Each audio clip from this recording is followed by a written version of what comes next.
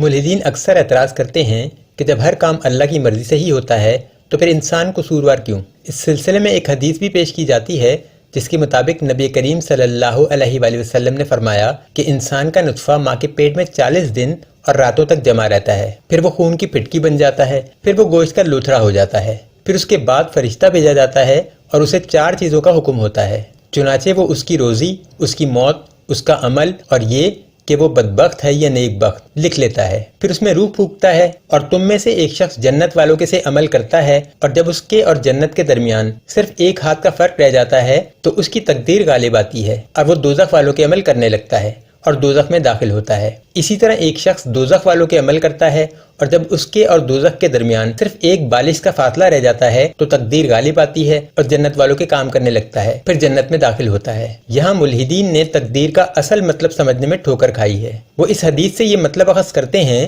کہ جسے جنت میں بھیجنا مقصود ہو اس سے عمر کے آخری حصے میں کوئی نیک کام لے لیا جاتا ہے اور اسے جنت میں بھیج دیا جاتا ہے۔ اسی طرح جسے جہنم میں ڈالنا مقصود ہو وہ خواہ جتنا مرضی دیندار ہو، عمر کے آخری حصے میں اسے گمراہ کر دیا جاتا ہے اور وہ جہنمی ٹھہرتا ہے۔ یہ سوچ بالکل غلط ہے۔ تقدیر اصل میں انسان ہی کے کیے گئے اعمال ہیں جن کو اللہ نے اپنے علم کی بنیاد پر پہلے سے لکھ رکھا ہے۔ اس حدیث کا اصل مفہوم وہی ہے جو آپ کو کچھوا اور خرگوش کی کہانی میں ملتا ہے۔ اگر کوئی شخص انتہائی نیک ہے تو وہ اس بنیاد پر لاپرواہ نہیں ہو سکتا کہ اب تو میں جنتی ہو ہی گیا، لہٰذا اب میں جو مرضی کرتا پھروں۔ بعض دفعہ ہمیں چھوٹے چھوٹے گناہوں کے دور رس نتائج کا اندازہ نہیں ہوتا۔ بعض دفعہ انسان معمولی چوری کرتا ہے، وہ نہیں جانتا کہ جس کے گھر میں اس نے چوری کی اس شخص نے وہ رقم کسی مرتے ہوئے مریض کے علاج کے لیے سنبھالی ہو۔ رقم نہ ہونے کے باعث اس شخص کا انتقال ہو جائے تو چور چور نہیں رہتا، قاتل بن جاتا ہے۔ برا پہلو اس گناہ کا یہ ہے کہ چور کو پتہ ہی نہیں ہوتا کہ وہ کسی کے مرنے کا سبب بن چکا۔ لہٰذا حدیث میں اسی طرف اشارہ ہے کہ آخری دم تک اپنے اعمال پہ غرور نہیں کرنا اور آخری دم تک کسی کے گناہوں کی وجہ سے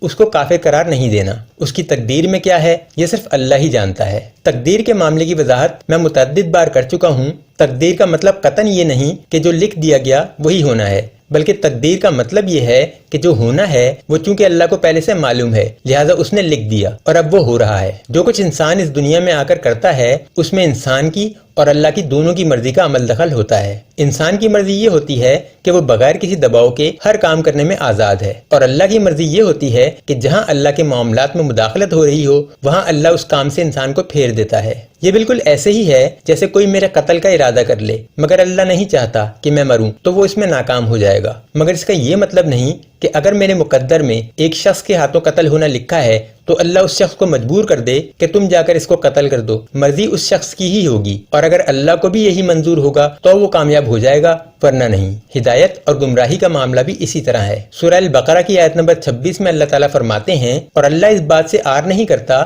کہ مچھر یا اس سے بھی حقیر ترین کسی شے کی مثال بیان فرمائے۔ جو مومن ہیں وہ یقین کرتے ہیں کہ یہ ان کے پروردگار کی طرف سے سچ ہے، اور جو کافر ہیں وہ کہتے ہیں کہ اس مثال سے اللہ کی مراد ہی کیا ہے۔ اسی سے اللہ بہتوں کو گمراہ کرتا ہے اور بہتوں کو ہدایت بخشتا ہے، اور اللہ فاسقوں کے سوا کسی کو گمراہ نہیں کرتا۔ اس آیت کی آخری لائن میں بتا دیا گیا ہے کہ اللہ کسی اچھے انسان کو گمراہ نہیں کرتا۔ فاسق سے مراد ایک ایسا شخص لے لیجئے جو اپنی گمراہی پر راضی ہو، یعنی گمراہی ایک ایسا سودا ہے جو انسان اپنی مرضی اور پوری رضامندی سے کرتا ہے۔ آپ کبھی تجربہ کر کے دیکھ لیں، ملحد ہو جانے والے زیادہ تر لوگ دنیاوی آسائشوں کو دین پر فوقیت دینے والے ہی ملیں گے۔ دین انہیں برے کاموں سے روکتا ہے اور انہیں دین کا یہ روکنا ہی برا لگتا ہے۔ یہی وجہ ہے کہ وہ دین سے جان چھڑوا لیتے ہیں۔ نشہ کرنے والے، ہم جنس پرست، زناکار، غرض ہر قسم کی مادر پیدر آزادی جس شخص کا مطمع نظر ہوگی اس کے ملحد ہو جانے کے امکانات بہت زیادہ ہوں گے۔ اس کے برعکس جو کافر سچے دل سے دین کے معاملے پر تحقیق شروع کرتا ہے اللہ اس کی خصوصی مدد کرنا شروع کر دیتا ہے اور اس کا خاتمہ ایمان پر ہوتا ہے۔ اللہ تعالی ہمیں سمجھنے اور عمل کرنے کی توفیق عطا فرمائے،